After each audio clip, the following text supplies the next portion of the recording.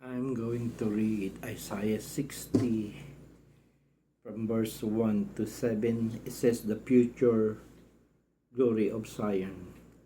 Arise, shine, for your light has come, and the glory of the Lord is risen upon you. For behold, the darkness shall cover the earth, and deep darkness the people. But the Lord will arise over you, and his glory will be seen upon you. The Gentiles shall come to your light, and kings to the brightness of your rising. Lift up your eyes all around, and see, they all gathered together.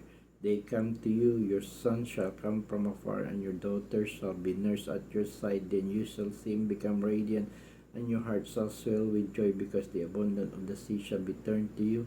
The wealth of the Gentiles shall come to you. The multitude of camels shall cover your land. The dromedaries of Midian and Ephah, all those from Sheba shall come.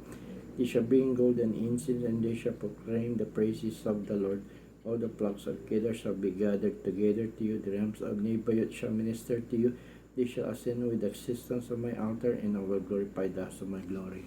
I'm going to pray. Lord, thank you, Lord, for your word of what you have said to Isaiah 60 from verse 1 to 7. Let it be what you have said here. Be upon all people of what you have given, especially who you have given with. Thank you, Lord. Bless all people who could hear this, and I pray for them.